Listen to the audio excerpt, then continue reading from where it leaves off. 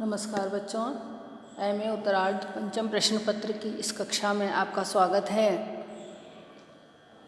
हम बात कर रहे थे हिंदी काव्य में राष्ट्रीय भावना पर साहित्यिक निबंध लिखने के बारे में। उसी की निरंतरता में हम आगे बढ़ते हैं। तो हिंदी काव्य में राष्ट्रीय भावना के अंतर्गत मैंने आपको बताया था कि किस तरह से आपको ये निबंध प्रारंभ में किस तरह लिखना है और उसके बाद हिंदी साहित्य के इतिहास को जितने कालों में विभाजित किया है उस हिसाब से आपको बांट करके इसे लिखना चाहिए। तो उसी क्रम में हम आधुनिक काल पढ़ रहे थे और आधुनिक काल के अंतर्गत हम आगे बढ़ते हैं। हम देखते हैं सियाराम शरण गुप्त की कविताओं को, जिसमें कि राष्ट्रीय भावना कूट कूट करके भरी हुई है। सियाराम शरण गुप्त एक तरफ भारत के इतिहास पर भी गर्व अनुभव करते हैं, तो दूसरी तरफ उनकी जो कविता है उसमें जो उस समय की दुर्दशा थी उसके बारे में भी वे खींच उठे थे। और वे कविता में लिखते हैं कि संसार भर में यह हमारा देश ही सिरमौर था, सौंदर्य में सुख शांति में ऐसा न कोई और था।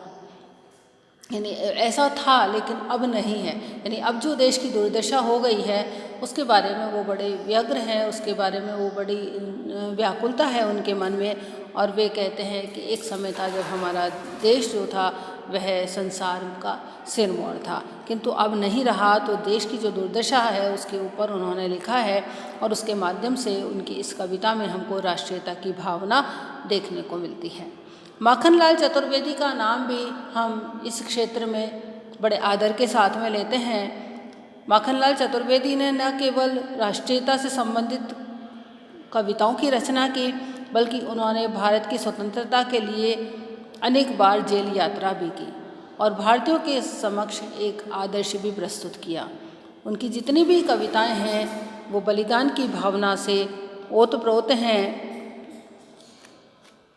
विदेशी आक्रांता जो थे, अंग्रेज जो थे, उनके विरुद्ध वे लिखते हैं, बलि होने की परवाह नहीं, मैं हूँ कष्टों का राज्य रहे, मैं जीता जीता जीता हूँ, माता के हाथ स्वराज्य रहे। यानी माता के हाथ में, अर्थात भारत माता के हाथ में हमेशा स्वराज्य रहना चाहिए। उनके स्वर में हमको एक ललकार देखने को मिलती है जो कि देशवासियों को निर्भयतापूर्वक जो स्वतंत्रता की बलिवेदी है उसके ऊपर बलि होने के लिए प्रेरित करती है। वे लिखते हैं कि रक्त है या है नसों में क्षुद्र पानी, जांच कर तू शीस दे दे कर जवानी। अर्थात तुम्हारे शिराओं में, तुम्हारी नसों में यदि रक्त बह रहा है तो तुमको अब भारत माता के ऊपर जो अत्याचार हो रहे हैं इसे और अनदेखा नहीं करना चाहिए और स्वतंत्रता की बलिवेदी पर न्यौछावर हो जाना चाहिए। बच्चों, आप सभी ने पुष्प की अभिलाषा कविता तो पढ़ी रखी होगी। उस पुष्प की अभिलाषा में भी एक पुष्प के माध्यम से उन्होंने अपने उद्गारों को व्यक्त किया है, जिसमें कि देखिए आपको किस तरह से देशभक्ति की भावना देखने को मिलती है। एक पुष्प की भी यही अभिलाषा है कि वह कहता है, मुझे तोड़ लेना बनमाली, उस पथ पर तुम देना फेंक, मातृभूमि पर शीश चढ़ाने जिस पथ जाए वीर आने। इन पंक्तियों से पहले वो कहते हैं कि चाह नहीं मैं सुरबाला के गहनों में गूथा जाऊं, चाह नहीं सम्राटों के शव पर हे हरि डाला जाऊं, मुझे तोड़ लेना बनमाली, उस पथ पर तुम देना फेंक, मातृभूमि पर शीश चढ़ाने जिस पथ जाए वीर अनेक। अर्थात मेरी ये इच्छा नहीं है कि मैं देवताओं के सिर पर चढ़ूँ, यह भी इच्छा नहीं है, यह भी इच्छा नहीं है कि मैं सम्राटों के शव पर डाला जाऊँ। मेरी और कोई भी इच्छा नहीं है, बस मेरी तो यही इच्छा है कि मुझे तोड़ करके उस मार्ग पर डाल देना जहाँ पर कि देश पर बलिदान होने के लिए अनेकों वीर जाते हैं। अर्थात उन्होंने देश के ऊपर बलिदान होने वाले जो वीर हैं उनको देवताओं से भी ऊंचा स्थान दिया है। इसी तरह से हम सुभद्रा कुमारी चौहान की जो कविताएं हैं उसको भी ले सकते हैं। सुभद्रा कुमारी चौहान ने झांसी की रानी जो कविता लिखी है उसमें हमको देशभक्ति की भावना दिखाई देती है। स्वतंत्रता के लिए जो बलिदान हो जाने वाली झांसी की रानी थी, उनके लिए उन्होंने इस कविता के माध्यम से एक तरह से श्रद्धांजलि व्यक्त की है। वे लिखती हैं, सिंहासन हिल उठे राजवंशों ने ब्रकुटी तानी थी, बुंदे ले हर बोलों के मुँह हमने सुनी कहानी थी, खूब लड़ी मर्दानी वह तो झांसी वाली रानी थी। तो सुभद्रा कुमारी चौहान की इस कविता में झांसी की रानी लक्ष्मीबाई की वीरता का गुणगान है और इसी तरह से इसमें भी हमको देशभक्ति की, राष्ट्रीयता की भावना हमको देखने को मिलती है। सोहनलाल द्विवेदी की कविताओं को यदि हम देखें तो वे लिखते हैं कि स्वतंत्रता का मूल्य जो है वह शीशदान है। स्वतंत्रता का यदि हमको मूल्य कुछ देना है तो वह अपने मस्तक का बलिदान दे करके ही स्वतंत्रता को हासिल किया जा सकता है। इसलिए वे कहते हैं कि आंसू बिखराते बीतेंगी जलती जीवन घड़ियाँ, बिना चढ़ाए शीश नहीं टूटेगी माँ की कड़ियाँ। अर्थात भारत माता जो कि परतंत्रता की बेड़ियों में जकड़ी हुई है, उसकी परतंत्रता की बेड़ियाँ यदि काटनी हैं तो उसके लिए हमको अपने शीश चढ़ाने ही होंगे। जब तक हम अपने शीश नहीं चढ़ाएंगे भारत माता की परतंत्रता की बेड़ियाँ नहीं टूटेंगी। अर्थात जब तक हम बलिदान नहीं करेंगे तब तक हम स्वतंत्र नहीं हो सकते। तो इस तरह से यहाँ पर भी देशवासियों को देश के ऊपर मर मिटने की, देश के ऊपर बलिदान होने की भावना इस कविता में व्यक्त की गई है। श्याम नारायण पांडे का जो हल्दी घाटी काव्य है वो जातीय चेतना का काव्य है। बालकृष्ण शर्मा नवीन ने आताई के विरुद्ध अपनी जनशक्ति को उद्बोधित करते हुए भी वे लिखते हैं, ओ भिखमंगे अरे पतित तू, ओ मजलूम अरे चिरदोहित तू, अखंड भंडार शक्ति का जाग अरे निद्रा सम्मोहित, प्राणों को तड़पाने वालों हुंकारों से जलथल भर दे, अनाचार के अंबारों में अपना जलित फलिता भर दे। तो इस तरह से हमने इस युग के जो कवि थे उन्होंने अपनी कविताओं के माध्यम से किस तरह से राष्ट्रीयता की भावना को व्यक्त किया है उसे हमने देखा। डॉक्टर नागेंद्र इनके बारे में लिखते हैं कि यह देश के उद्दीप्त यौवन की पुकार है, इन स्वरों में देश का आहत अभिमान जैसे बौखला उठा है। नवीन जी जिन्होंने कि ये कविता लिखी थी जो मैंने अभी आपको बताई, ओ भिख मंगे अरे पतित, नवीन जी जो थे वो स्वतंत्रता संग्राम के कर्मठ सैनिक रहे हैं। उनका व्यक्तित्व निर्भीक शौर्य का प्रतीक है, उनकी वाणी तेज के स्फुलिंग उगलती है, ये डॉक्टर नागेंद्र कहते हैं। तो यहाँ तक के जो कवि हैं उनको हमने देखा कि किस तरह से उनकी कविताओं में हमको राष्ट्रीयता की भावना देखने को मिलती है। इसके बाद बच्चों आता है छायावाद। छायावादी काव्य जैसा कि आप सभी को पता है अंतर्मुखी काव्य था, उसमें अपनी सुख दुख के गीत गाना प्रमुख रूप से रहा है, तो इसलिए उसमें राष्ट्रीयता की भावना इतनी नहीं उभर सकी। लेकिन फिर भी साहित्य क्योंकि समाज का दर्पण होता है, समाज से असंपृक्त वह नहीं रह सकता है, इसलिए छायावादी कवि भी अपने युग से पूरी तरह से तो कटे हुए नहीं रह सके। उन्होंने भी राष्ट्रीय भावना के, राष्ट्रीयता की भावना के गीत गाए। यहाँ पर हम उदाहरण लेते हैं प्रसाद का, जहाँ की वो देश के बारे में लिखते हैं और जो देश की जो संस्कृति है उसके बारे में भी वे लिखते हैं अरुणीय मधुमय देश हमारा, जहाँ पहुँचा अनजान क्षितिज को मिलता एक सहारा, लघु किसलय से पंख पसारे शीतल मलय समीर सहारे, उड़ते खग जिस ओर मुँह किए समझ नीड निज प्यारा, अरुणीय मधुमय देश हमारा। अपने देश की संस्कृति का गौरवगान करते हुए ही प्रसाद ने ये सब लिखा है, तो इसमें हमको राष्ट्रीयता की भावना देखने को मिलती है। इसी तरह से वे अन्यत्र लिखते हैं, हिमाद्रि तुंग शृंग से प्रबुद्ध शुद्ध भारती, स्वयं प्रभा समुज्ज्वला स्वतंत्रता पुकारती, अमर्त्य वीर पुत्र हो दृढ़ प्रतिज्ञ सोच लो, प्रशस्त पुण्य पंथ है बढ़े चलो बढ़े चलो। इन कविताओं के माध्यम से भी कवि देशवासियों के मन में ओज की भावना, वीरता की भावना भरने का प्रयास करते हैं। निराला भी लिखते हैं, पशु नहीं वीर तुम समर शूर क्रूर नहीं, काल चक्र में हो दबे आज तुम राजकुंवर समर सरताज, पर क्या है सब माया है, मुक्त हो सदा ही तुम बाधा विहीन बंद छंद जीवन।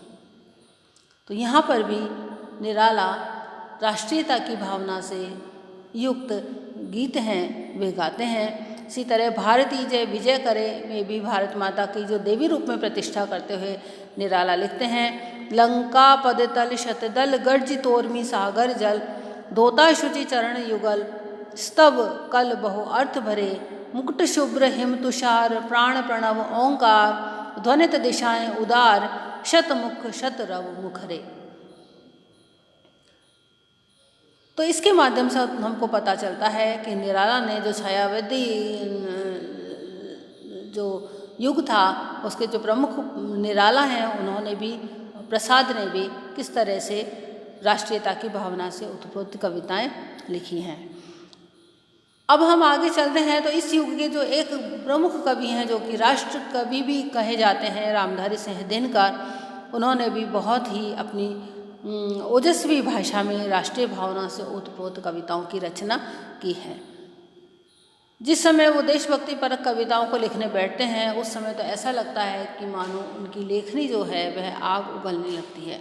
उनकी रचनाओं के कुछ उदाहरण हम देखते हैं। वे लिखते हैं कि नहीं जीते जी सकता देख, विश्व में झुका तुम्हारा भार, वेदना मधुका भी कर पान, आज उगलूंगा गरल करा। यानी जीते जी मैं देश की यह स्थिति नहीं देख सकता। अंग्रेजी सत्ता जो थी उसका जो अत्याचार और शोषण और दमन का जो चक्र था उसके कारण भारतीय जो युवक थे उनका रक्त खौल उठा। दिनकर ने उनकी स्थिति को भी देख करके, और वे लिखते हैं, पौरुष की बेड़ी डाल पाप का अभय रास जब होता है, ले जगदीश्वर का नाम खंग कोई दिल्लीश्वर धोता है। धन के विलास का बोझ दुखी दुर्बल दरिद्र जब धोता है, सहती सब कुछ मन मार प्रजा कसमस करता मेरा यौवन। तो इन कविताओं के माध्यम से दिनकर ने राष्ट्र की जो जनता थी उसके अंदर बलिदान की भावना, त्याग की भावना, ओज की भावना, वीरता की भावना पैदा करने का प्रयास किया। दिनकर जी ने 1962 में जब चीन का आक्रमण हुआ उस समय भी अनेक देशभक्ति की कविताएं लिखी, और देशभक्ति की कविताएं लिख कर के उनमें देश में जो नव जागरण का जो शंख है वह फूंका। और पाकिस्तानी आक्रमण के समय भी उनकी बहुत सी कविताएं आकाशवाणी से प्रसारित होती थी, जिन्होंने कि देश की जनता को उत्साह से भर दिया। दोनों आक्रमणों के समय दिनकर ने कविताओं की रचना की, कविताएं लिखी। तो इस तरह से हम देखते हैं कि ये आधुनिक काल के बहुत से कवि ऐसे हैं जिन्होंने कि ओतप्रोत से ये राष्ट्रीयता से ओतप्रोत जो कविताएं हैं उनकी रचना की। अब हम इस निबंध का जब हम उपसंहार लिखेंगे, उपसंहार में हम यही सब लिखेंगे कि किस तरह से हमने आदिकाल से लेकर के अब तक आधुनिक काल तक के कवियों की रचनाओं को देखा और उनमें राष्ट्रीयता की भावनाओं को देखा। और जैसा कि मैंने आपको इस निबंध के प्रारंभ में ही बताया था कि राष्ट्रीयता की भावना जो है वह हर समय अलग होती है, उसकी परिभाषा हर समय अलग होती है। हमेशा हमको वीरता की, ओज की, उत्साह की और युद्ध करने की ही आवश्यकता नहीं होती है। ठीक है, हमारी सीमाओं की सुरक्षा बहुत महत्वपूर्ण चीज़ है, उन सीमाओं की सुरक्षा होनी ही चाहिए। और सीमाओं की सुरक्षा करने के लिए हमारे जो नौजवान हैं, हमारे जो सैनिक हैं, वो सीमाओं पर डटे हुए हैं। हमारा भी कुछ कर्तव्य है। इस राष्ट्रीयता की भावना के अंतर्गत हमें अब अपनी जो राष्ट्रीयता का दायरा है उसे बड़ा करना होगा, और राष्ट्रीयता की भावना के अंतर्गत ओजपूर्ण कविताओं के अंतर्गत राष्ट्र निर्माण की बात भी करनी होगी। अब आगे जो कवियों का कर्तव्य है वह यह है कि राष्ट्र निर्माण से संबंधित कविताएं भी वे लिखें। राष्ट्र का निर्माण किस प्रकार होगा? सबसे बड़ी बात यही है कि जब सभी लोग अपना अपना कार्य ईमानदारी से करेंगे, जिसको जो काम सौंपा गया है इस देश में, यदि वह अपना काम ईमानदारी से कर ले, बस इतना भर भी कर ले, तो राष्ट्र निर्माण निश्चित रूप से होगा। तो यहाँ पर राष्ट्रीयता से परिपूर्ण जो साहित्य है उसका सर्जन देश की जागृति के लिए बहुत ही आवश्यक है, और इस संबंध में हमने बात की। और कवि जो हैं इस प्रकार के काव्य की रचना के लिए अब रचना के लिए हम रचना करें और देश के लोगों को एक नव निर्माण की प्रेरणा भी दें। स्वतंत्रता प्राप्ति के समय देश की परिस्थिति कुछ और थी। उस समय देश के लिए ओजपूर्ण कविताओं की रचना की आवश्यकता थी। आज हमारा जो देश है चारों ओर से सुरक्षित है, और जहाँ सुरक्षित नहीं है वहाँ हमारे सैनिक मुस्तैद होकर के खड़े हुए हैं। हमारे देश की स्थिति भी बहुत अच्छी है कि कोई भी हमारे देश की ओर आंख उठाकर देखने से पहले 10 बार सोचेगा। तो इस समय हमें देशभक्ति से संबंधित और वीर से संबंधित कविताओं की आवश्यकता तो है ही, इसके अतिरिक्त नवनिर्माण की भावना की देश के नवनिर्माण का में जो हमारा योगदान हो सकता है उसके बारे में भी हमारे जो कवि हैं उनको इस संबंध में भी रचना करनी चाहिए, जिससे देश का नवनिर्माण हो, देश की उन्नति हो, देश का विकास हो। यही राष्ट्रीयता की भावना इस समय बहुत ज़्यादा महत्व रखती है। तो बच्चों, इस तरह से हम हिंदी काव्य में राष्ट्रीय भावना पर निबंध लिख सकते हैं। धन्यवाद।